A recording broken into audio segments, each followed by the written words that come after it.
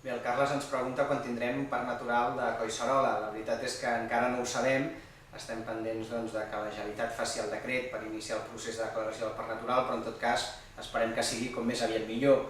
De fet, la declaració de Collserola com a parc natural és una vella reivindicació del grup d'Esquerra Republicana de Catalunya que finalment s'ha vist acomplerta.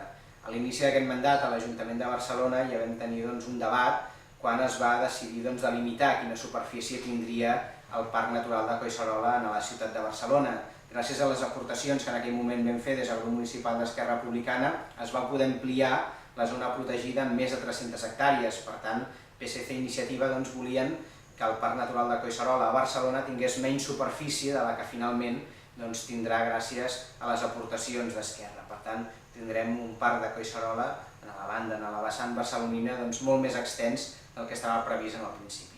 Creiem que és molt important que Barcelona pugui disposar d'aquest parc natural. En primer lloc, per preservar Collserola de la pressió urbanística que té degut a la seva proximitat amb la ciutat. I en segon lloc, perquè creiem que això permetrà consolidar Collserola com a parc natural, com a espai natural, com a pulmó verd, no només de Barcelona, sinó de tota l'àrea metropolitana. Esquerra Republicana hem estat molt atents a tot el desenvolupament de Collserola com a parc natural.